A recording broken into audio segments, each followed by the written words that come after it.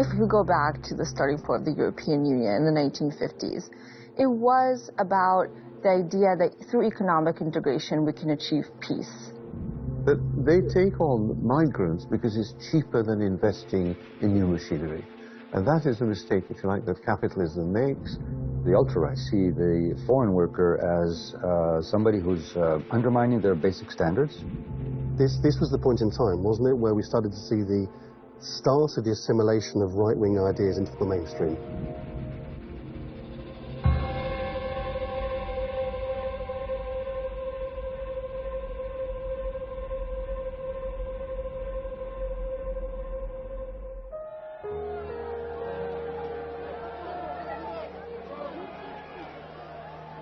The end days of communism had brought uncertainty and opportunity to Europe. Still coming to terms with the war in Yugoslavia that had left more than 2 million refugees in its wake, Western Europe pressed ahead with its most ambitious plan for greater integration. It would be signed into effect in 1992 in the Dutch city of Maastricht. The Maastricht Treaty was about the single currency, but Maastricht overall was plainly leading towards the creation of a political entity in Europe, a European state, a European government.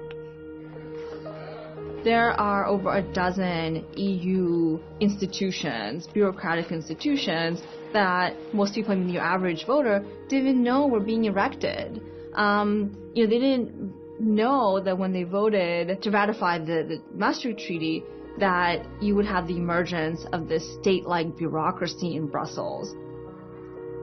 As well as paving the way for a common currency, the euro, the Maastricht Treaty made the 12 member states beholden to shared economic, social and security policies.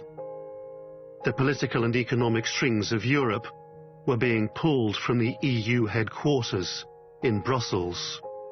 The gap between governance and the governed was getting ever greater. Suddenly you have all of these rules you have to follow, standards you have to meet, when maybe your family has been farming for centuries and has never changed anything. And now some bureaucrat in Brussels is telling you that your farming practices are wrong and you have to invest into upgrading, and that costs a lot of money. Many of the processes of EU economic and political integration were happening sort of, now I wouldn't say they were hidden, but they were unseen by your average European. When borders started to disappear, they felt that they lost identity. And so that led to a debate about identity and how much are we still Dutch or German or Danish, and how much are we European, and how much do we want to be European. By 1999, as the European common currency, the euro, was finally launched, that debate was picked up by a space of newly established or newly invigorated populist nationalist parties. The True Finns in Finland, the Sweden Democrats and the Danish People's Party were all to some degree vehicles for anti-EU sentiments. France's Front National refocused its own nationalist manifesto against the supranational union, while in Britain, the UK Independence Party would begin to campaign to get Britain out of Europe. In Austria, Jörg Haider, a man with known fascist sympathies, led the far-right, anti-immigration Austrian Freedom Party to second place in the 1999 parliamentary elections, earning it a voice in the coalition governments and a rebuke from the European Union. The EU imposes diplomatic sanctions on Austria and says, I'm afraid until you can prove this party endorses the values of Europe, rights for minorities and equality for all, we will not be removing those sanctions. Jörg Haider's reign at the head of the Austrian Freedom Party would end within months of entering the coalition government. But at the dawn of a new millennium, Austria had shown that after half a century of being held in check, nationalism was rising through Europe and taking a new form. Across Western Europe, you start to see new form of racism in the form of Islamophobia. And that happens in different European countries in different ways. What They are concerned about our social-cultural issues, about identity, about Islam, about people changing their country, taking away their sovereignty. Those are issues that you can discuss when your basic issues are being dealt with. So when your country is secure and when you are affluent, you can be busy with radical right issues like national identity. And so that is one of the explanations why it would happen in countries like Denmark and Austria, the Netherlands later. The Netherlands would see the far-right, anti-immigration, anti-Muslim Pim Fortuyn List party finish second with 17% of the vote in its 2002 general election. In the same year, France would also go to the polls, and a familiar voice would make a historic breakthrough. En attendant, n'ayez pas peur de rêver. Vous, les petits, les sans grade, les exclus, les ouvrières et les ouvriers de toutes ces industries ruinées par l'euro-mondialisme de Maastricht, j'appelle les Françaises et les Français à se rallier à cette chance historique de redressement national. By the time we get into the early 2000s, Jean-Marie Le Pen has reached such a point that he is able to reach the second round of the presidential election against a long-standing member of the French establishment, Jacques Chirac. In the 2002 French presidential elections, Jean-Marie Le Pen had beaten the sitting socialist Prime Minister Lionel Jospin to win a place in a two-way runoff with the incumbent president, Jacques Chirac. After that, millions of French went out in the streets and decided to protest against Jean-Marie Le Pen, against his victory, even his participation in this election. And after that, people voted for Jacques Chirac, even if they were not rightist voters, and he was elected with 82% of voices. So, but it was not the end of the story. It was just one step in something worse. Tous les moyens ont été lancés pour éviter justement que ce premier tour ne se traduise par une victoire nationaliste, disons. Une mobilisation générale de l'établissement contre la candidature de Jean-Marie Le Pen. Et Jacques Chirac a obtenu plus de 80% des voix et n'en a rien fait. Parce que c'était artificiel. There were many people who didn't accept the situation of immigrants in France. The problem of security became a very important issue for French people. And once again, it was the trial of immigrants. And Jean-Marie Le Pen was the symbol of the existential crisis of the French society. Jean-Marie Le Pen had symbolized France's existential crisis and posed as an existential threat to a European Union that in 2004 embarked on its most ambitious enlargement. It now included 10 new countries, 8 from Central and Eastern Europe. With more people moving from poorer European nations to richer ones in search of work, immigration was, once again, under the spotlight. The major issue was the free movement of labor and the influx of cheap labor from mostly Poland and Hungary, which upset a lot of people.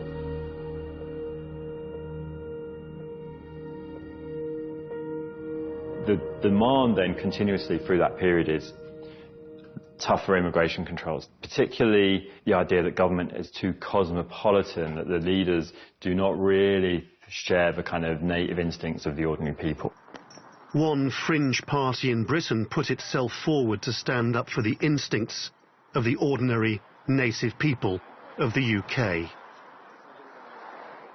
The UK Independence Party, or UKIP, which essentially was a Eurosceptic party that had been struggling in the wilderness since the 1990s, but now realises that actually, with concerns over immigration and concerns over the EU, it could do much better, and UKIP comes into British politics and quickly turns itself into a very serious political force that becomes the third most popular party in the country.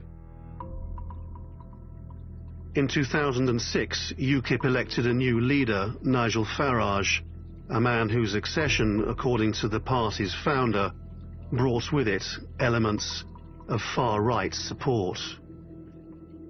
When he took over the leadership, he had ex-National Front candidates fighting for UKIP.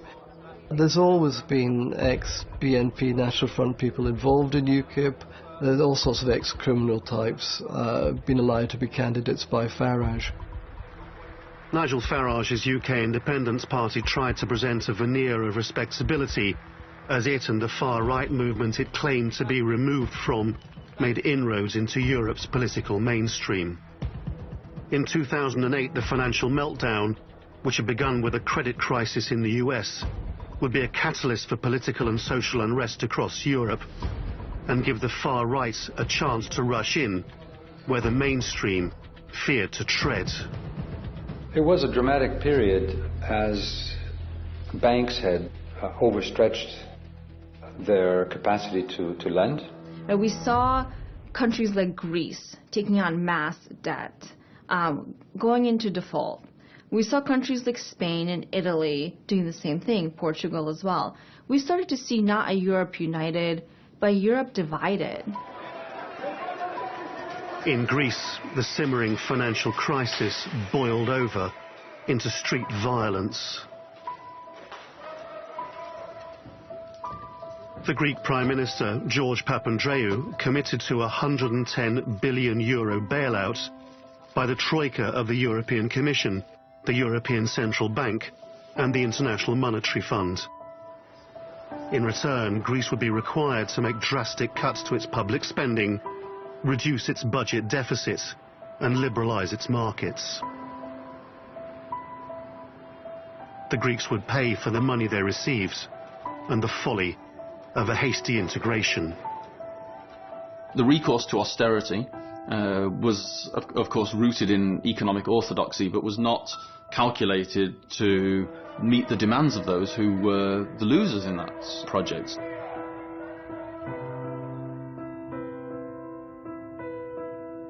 I had to take these very difficult measures. I knew that many of these were unjust, but otherwise our country would have fallen off the brink. We would have gone bankrupt. Greece was being forced to swallow this very painful pill of austerity to save the EU.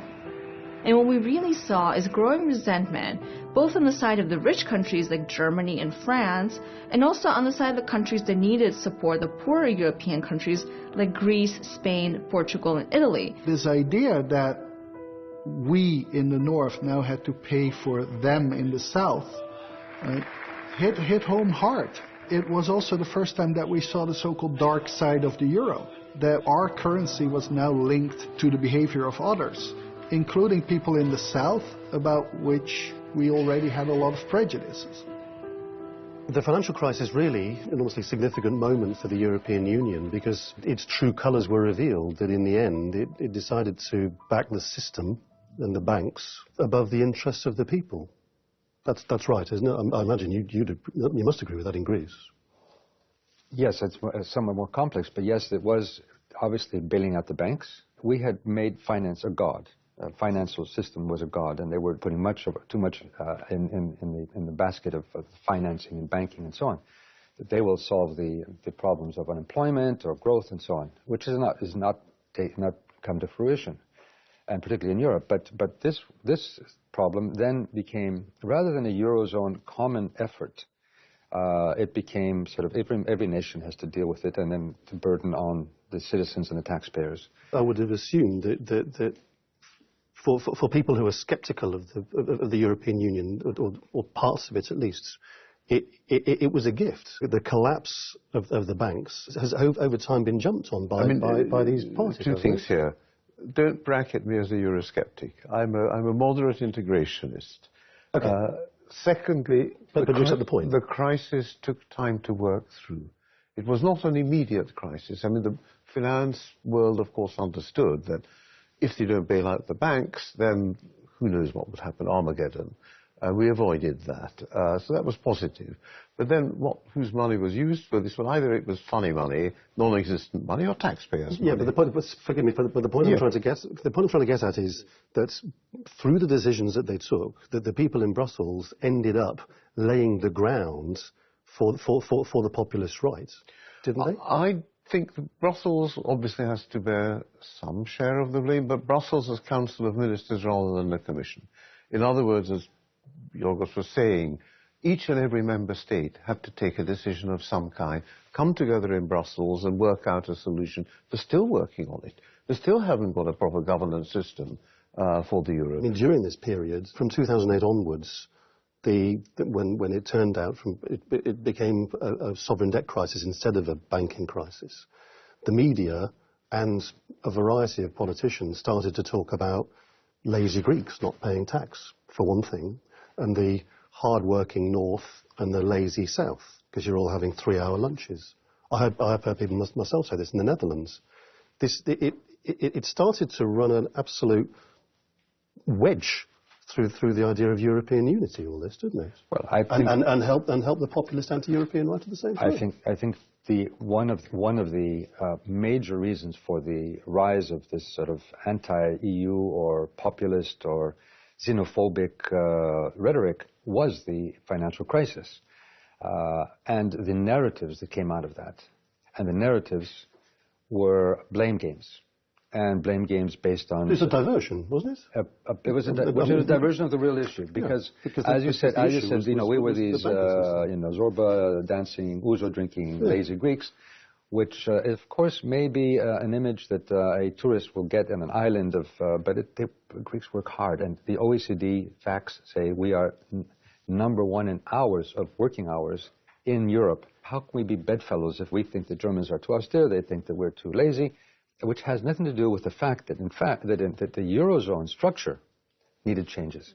But if the Eurozone structure needed changes, then the responsibility was not on the Greeks. And you're nodding. It was on the whole of the European Union. Well, I agree or the whole of the Eurozone structure. Yes, and now what the financial crisis has done, it has given these parties a very key pivot, because they were styling themselves then as anti-establishment, anti-immigrant parties. And at first the establishment was the center, broadly defined. It was national politician. But now the establishment is the EU. And now the establishment is transatlanticism. And this has become the key driving force that the financial crisis unleashed for the far right. It gave them the ability to say, look, the EU has brought this upon us. In Greece has brought us austerity. In Italy and Spain, massive unemployment. In Germany, we've had to pay our tax dollars, hard-earned money that we worked so hard for into these lazy economies, right? And also, where were the benefits? I want to ask you a question about Hungary, if I may, very quickly. The benefits of globalization to... I was in Miskolc the other month in northern Hungary. Terrible, dilapidated post-Soviet factories, Roma families knocking around the world. If you insist on visiting the Rust Belt, then that's what you will see. Where's the benefit of globalization? And if you say to people there, well, look, you can have free movements, then it's rubbish. I disagree with you. I mean, I think that there have been benefits, obviously, but what, certainly for Hungary, and not, I think, only for Hungary, is that whether the disbenefits really outweigh the benefits is hard to say. They're denied by the global elites who say, no, globalization is good for you. Well, there may be some losers. But if you are one of the losers, then you say, well, wait a minute, who's talking about me? They say this internationalist, technocratic governance which suppresses our freedom to express our own sovereignty is actually destructive. It's not bringing about prosperity, rather it's suppressing everything that is authentic, and it's suppressing our ways of life. We really see the emergence of more and more and more of these political parties. And not just their emergence, but their ability to frame what's happening in Europe in a political agenda that benefits them. In 2012, we had two elections that kind of created the frame. First, we had the elections in France, where Marine Le Pen did so well. And then we had the elections in Greece, where Golden Dawn did very well. They got 6%, which isn't really that remarkable in a European perspective, but it was a neo-Nazi party. And so those two together created this narrative of the far right wins during the crisis. The 2012 elections in Greece saw Golden Dawn, a violent, openly fascist party, claim 18 seats in the Greek parliament. But it was a coalition government of traditional left and centre-right parties that held power in Athens. And despite widespread disdain for the EU's bailout plan, it soon set to work, implementing the imposed austerity. In France, Marine Le Pen, daughter of Jean-Marie, had taken over as leader of the Front National, shifting its emphasis to a centre ground that had already shifted to the right. She wanted to convince more voters than the fans of her father. So she wanted to be attractive to, Jews, Arabic people, the banlieue, women. She decided to be a normal politician. The Front National would amplify its anti-EU credo under Marine Le Pen. And in a bid to exploit the perceived mood of the French people, she renounced her father's anti-Semitism and reclaimed the anti-Muslim rhetoric, now part of mainstream politics. Je ne veux pas que mes filles soient cachées sous des burqas. Je ne veux pas qu'on m'impose de manger du halal. Je ne veux pas qu'on impose la charia à la place des lois de la République française.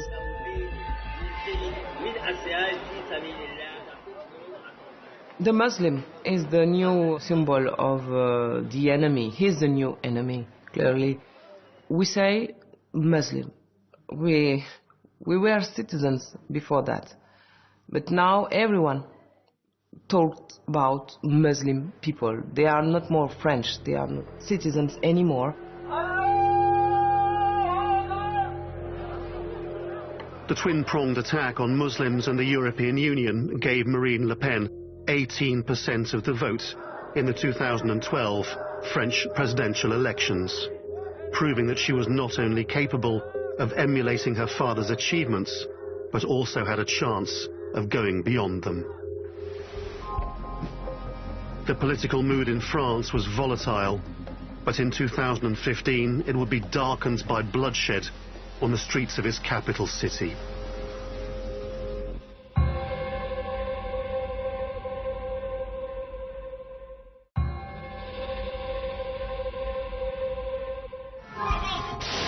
The nation remains stunned by these images. Two black-hooded gunmen making their escape in a hail of bullets. A state of emergency in France after a night of gun and bomb attacks across Paris.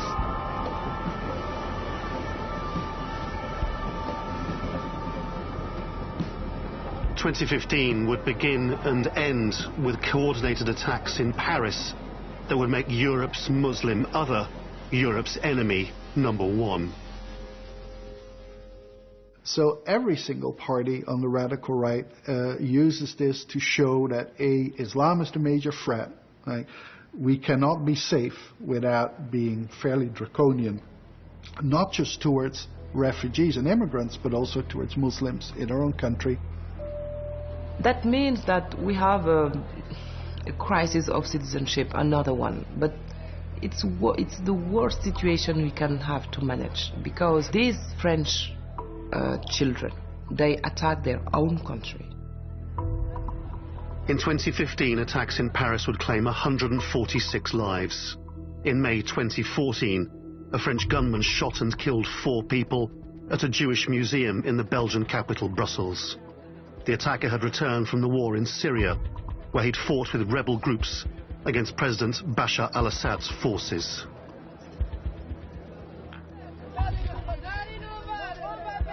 The Syrian conflict would also bring more than 1 million refugees to Europe's doorstep, while European economies remained mired in troubles of their own. The 2015 refugee crisis was unprecedented in numbers. We're talking about a group that is pretty much impossible to accommodate, which increased a sense of crisis.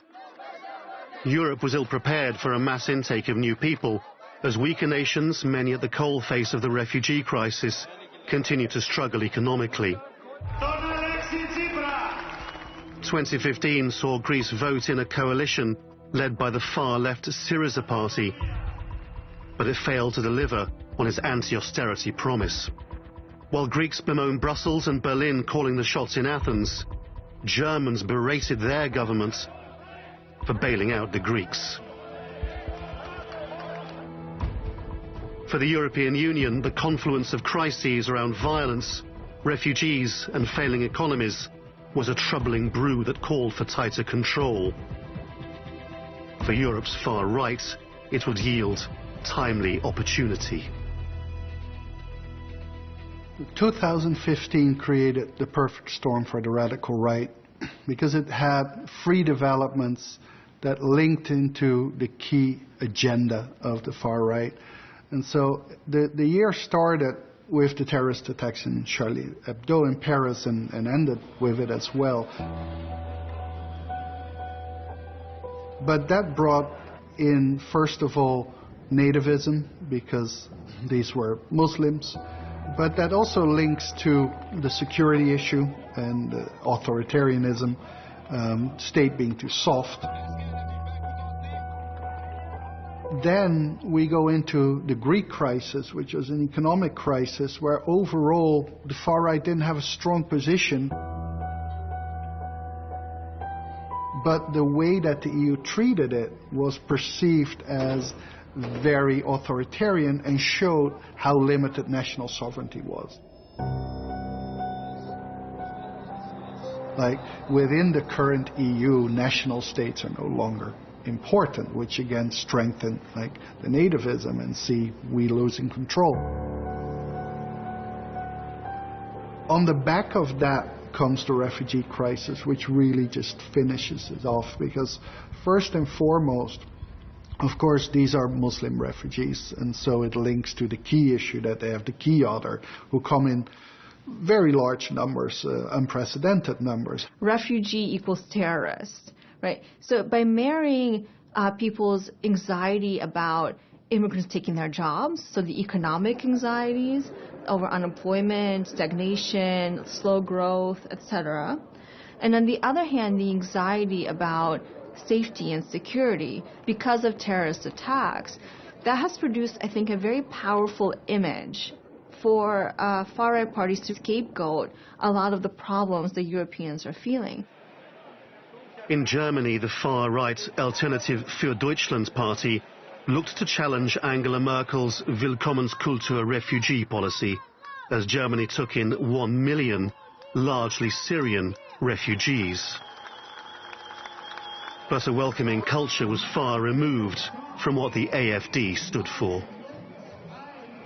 One of the things that political scientists analyzed was always, so why doesn't Germany have a radical right party? And the answer was always that the elites, that the state institutions, but also the media, tried really hard to keep that threat down and acted very responsibly. The rise of the AfD is, I think, in direct response, of course, to Merkel's policies. Its only real policy is an objection to large-scale immigration into Germany. Das heißt, diejenigen, die fliehen vor Terror, vor Krieg, die Schutzgründe haben, sollen bei uns willkommen sein, und dazu stehen wir. When she spoke about the Willkommenskultur or welcome culture, she actually welcomed refugees, but at the same time also said that we should be stricter towards economic immigrants.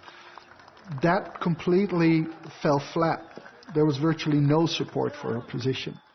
And she stood alone. And the person who really stood up to her was Viktor Orban. Ha a népvándorlást meg akarjuk állítani, először Brüsszelt kell megfékeznünk. Orban created a sense of crisis and invasion to strengthen his point. And so while it's true that Hungary saw a huge number of refugees coming to it, it didn't do anything to accommodate that. Tilos kimondani, hogy a bevándorlás bűnözést és terrort hoz az országainkba. Hungary's Prime Minister Viktor Orban openly championed illiberalism, challenging press freedoms, the independence of the judiciary, and the idea of open borders. His right-wing policies appealed to populist fears and disregarded EU authority. Orban goes to Brussels and says, look, what's to do? Either Hungary becomes a corridor for migrants who want to go to Germany and Sweden, or we build a fence. Orban just laid out an alternative vision, and that alternative vision is exactly the same as a radical right vision. It says that we do not want multiculturalism. He literally says Hungary for the Hungarians, Europe for the Europeans. Now, to a certain extent, over the last decades, people like Sarkozy or Merkel or Cameron say that multiculturalism has failed. We've even tolerated these segregated communities behaving in ways that run completely counter to our values. Multikulti und leben so nebeneinander her und freuen uns übereinander. Dieser Ansatz ist gescheitert. Absolut gescheitert.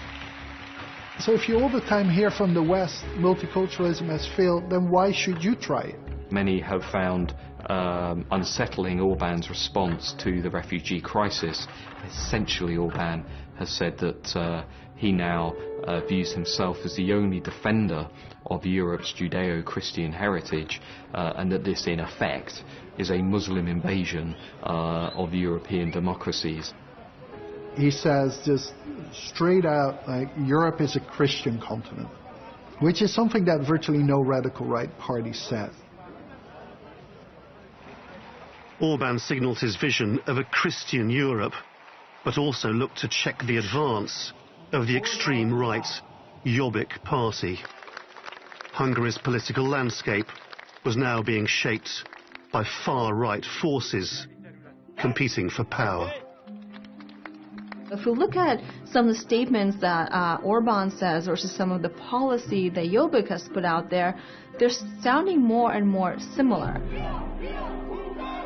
Orban considers Jobbik as his main friend, and this is probably one of the reasons why he has stepped up his game, in a sense, in terms of nationalism and the radical right.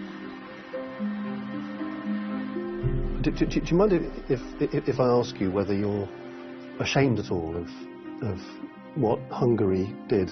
On the contrary, I'm very proud of what Hungary did. But not just the construction of the fence, but, yes, for example, these courts that got set up in Szeged, where you criminalise refugees. If they are criminals, if they've crossed the frontier illegally. Surely they're refugees, aren't they? No. I would say at most 25% are refugees, the other 75 are economic migrants. And I've met people who are running away from that. Secondly, Hungary refugees. is attempting very hard to break the business model of the smugglers, the human traffickers. We're doing not a bad job on this. You're shaking your head. Well, I just think a lot of this is anecdotal. I mean, where do you come up with these percentages? As 25% are refugees, 75% economic migrants are taking advantage of the situation. Look, I actually agree with you to some extent. I can find the data for you. This isn't plucked out of the air. I've talked to people who are Arabic speaking, and they know somebody comes along and doesn't actually speak Arabic and says, I'm a Syrian. So for the most part, what Hungary did was to say, no, our Schengen obligations are there, the Dublin regulations are there. It's an intolerable situation where 200,000 people simply march through the country as if it weren't there. But isn't it from an economic perspective that Hungary would actually stand to benefit the most? I've seen economic analysis of this from an influx of labor because there's a huge shortage compared to almost any other EU country. In which, well, there isn't, the shortage is fairly recent, and not those people. We need IT specialists, not peasants. It's extraordinary that if you wanted to call it a burden, you might think it's a humanitarian obligation or even something to be proud of. Well, no, I think Hungary has done, as a member of the European Union, more than anybody else, with the solidarity to build the fence to ensure that these people are properly registered and those who are not refugees are sent back. Because they shouldn't be there at all. Greece has done a lot more than most other countries. Let me put this. First of all, when the crossing of the Aegean, there were obviously many of them, the largest group, and the majority were Syrian refugees. So 70%, and some Afghanis and some from other parts of the world too, of course. Secondly, I think that this issue is one which shows where, had we worked as a European Union together, we would have dealt with it. Yes. So had we had a common border policy. Now, if everybody puts up fences... Or a common form of liberal thinking, perhaps. These are issues that we cannot solve alone. I don't think Hungary can solve it alone. I know that Greece cannot solve it alone. The initial reaction is, let's close our windows, our doors, our borders. Because in the end... you say, let's close our borders. You cannot do it. It'll be a pandemic. You cannot do it. There's a word you in have this to work discussion which we together. haven't heard yet. Ethnicity. No, Willkommenskultur. How does Angela Merkel impose a policy on the whole of Europe without consultation? Well, because she doesn't mind about issues to do with ethnicity and religion. That's not the point. Well, how does she have the legitimacy to say, the defender of Christian I decide Europe. what Europe's policies should be? If we're going to do things together, it has to be done together. Here we might agree on the fact that maybe Merkel should not be the one to make the decisions. But we do need to make common decisions on this issue. I fully accept that, and Orban has come up with various proposals. She imposed it on the rest of Europe without consultation. That's the problem. If we're going to do things together as Europeans... You could say that the same thing, that Hungary did the same thing too, just on the opposite direction. Well, it's just that there is Schengen, there is Dublin. So I would agree with much more with, and I would commend what Merkel did. But one of the problems is that we don't have a common policy. We have to sit down. And now that's where I'm saying Europe can be, we are underutilizing the capacity that Europe has. And that, I think, is fed into populism. That is fed to people saying it's not solving our issues, it's only creating more problems. Forgive me for just coming back to this, but I think it is crucial in terms of the framing of the argument from the point of view of the new power brokers in Europe. Religion and ethnicity are absolutely critical in this as well, because Viktor Orban says he's trying to save Christian Europe, and any number of these politicians like him say Islam has no place in Europe. There might have been a unified position if these refugees had been Christians and not Muslims. Would you not think? It's a question of choice. Now, various Western countries took a choice to be multicultural. Central Europe is saying we've taken a choice not to be multicultural. What's your problem? I think this is a slippery slope logically, because once you start going down that path, you say, well, we've chosen to be a socialist democratic republic. We've chosen to be racist. We've chosen to leave out person X or Y because of their skin color, because of their religion from our nation. And that's our choice to say these people don't belong here. And why can't we be part of the EU and still make that choice? The question of choice, I think, is a real one. And it's summarized in unity and diversity. So the question, European Union slogan, so how much unity, how much diversity? Do you think the migration crisis has been one of the things that actually could lead to its being eventually pushed over the cliff? I think that we need a different type of a narrative and leadership to deal with this. I think we've scapegoated migrants for a lot of the other issues. The fact that we don't have a welfare system, you have this populist welfare chauvinism. So it's sort of saying, okay, welfare, but just for me. Well, the question is if it's only welfare for me, you're going to get a divided society, and you're going to get employers who are going to say, I'm not going to pay benefits to these foreigners, and therefore, actually, we're going to undermine the welfare system. I think what you're saying is completely true, but we're also going back to this question of identity. Who belongs in the nation state?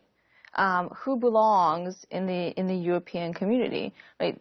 In Europe, I think that has excluded or hasn't really had the visionary thinking to include people who are Muslim, for example, for a long time. It hasn't really included people who are from Northern Africa, right? But until you have a more expansive vision of what it means to be German, that's not just about being white and being from Bavaria or something like this, or from Hamburg or wherever, that's when you will get some actual change. Every identity will necessarily exclude as well as include. The key is where you draw that dividing line. And where would you like to draw that line? Well, that would take us into a very different discussion, which I'm quite happy to have with you. Can I just pursue a question to you, which picks up on your thoughts about the nation-state, which is, after all, exactly the narrative of people like Marine Le Pen and others who said the nation-state is back and federalism is out and all this sort of thing. Is not the chaotic response to the refugee crisis and the way it's been used by anti-EU political figures the greatest gift that Vladimir Putin ever could have had if he wanted to try to undermine the European Union without actually doing anything himself? Well, look, I think if 2016 has been a good year for anybody, it's been for Vladimir Putin. There's no question about that. I think Russia is benefiting incredibly from the refugee crisis, from the bump in electoral support that crisis has given to the anti-EU populace, with which Russia has established a very clear, in some cases financial, but also ideological alliance. So Vladimir Putin is having a wonderful year. Western Europe's liberalism was being challenged by right-wing Christian governments.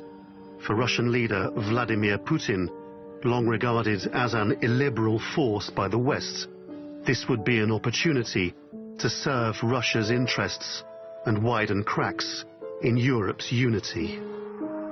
The Kremlin, under the guidance of President Putin, particularly since 2012, has been heavily investing in parties and political leaders that he sees as destabilizing for the European Union. They have developed a network of influence across Western and Eastern Europe that can be activated almost like Trojan horses across the region at just the right moments. President Putin does seem to be subsidizing the far right in Europe. It's known that he's been arranging soft loans to the Front National in France. As far as I know, he's been giving support to far-right movements elsewhere on the continent. And I'm sure President Putin is absolutely happy to continue doing this and to hope that all this pays off in a Europe that disintegrates. Hello, how are you? All right? The disintegration of Britain from Europe was the question put to the British people in a referendum in 2016. In the week before the referendum was to take place, a pro-EU, pro-immigration British MP, Joe Cox, was murdered by a man later confirmed to be a white supremacist. The perpetrator of the attack argues that the white race is quickly becoming extinct. And this is a common idea that runs through the European far right. But very soon, I mean, we forget about the fact that Britain has experienced what seems to be a far right political assassination of a member of parliament. And it speaks to the kind of acceptability of a certain kind of far right set of politics now in British political life. We've got our country back! Britain would vote to leave the European Union, proving for some the acceptability of that certain kind of politics. UKIP and the Conservatives have mobilised essentially an older, white, working class, left behind electorate that delivers them victory, especially in economically struggling parts of England. Not everyone who voted Leave was a racist or an Islamophobe or a xenophobe, but the discourse of that movement was clearly mobilising around Islamophobia and around xenophobia and racism. Oui, il est possible de sortir de l'Union européenne. Le Royaume-Uni vient d'initier un mouvement qui ne s'arrêtera pas. Brexit was the first significant victory in foreign policy for the radical right. So far, the far right has not really been seen as a major player in foreign policy, and so this is huge, and it has inspired like Marine Le Pen, Geert Wilders, and others. Britain's exit from the EU was aided by a populist, anti-establishment xenophobia now coursing through the continent. 2016 saw Angela Merkel's Christian Democrats beaten into third place by the far-right AfD party in local elections. While Germany endured a year of violent attacks that spotlighted its refugee policy. In the same year, France's Front National leader Marine Le Pen made significant gains in presidential election polls. Vive la France! Austria came close to electing a far-right head of state. And Italy rejected constitutional reforms for not being radical enough, prompting the resignation of its centrist leader. The project to unite Europe that began in the wake of a devastating war was now being challenged by populist stirrings in the nations it sought to bring together. The European project in itself was pushed through by the centrist parties, both on the left and on the right, across Western Europe specifically. And these parties are now paying the price. What we're really seeing in Europe today is a thinning out of the center, where the extremist flanks on both sides are gaining, and the center, both left and right, almost find themselves, I don't want to be too vulgar, like with their pants down. I don't know if Marine Le Pen will succeed in winning the next presidential election, but if we don't change this political situation in France, one day she will succeed in it. The one thing that we do know over the past 100 and so years of European history is political projects, political parties have come and gone, but nationalism has remained stubbornly persistent.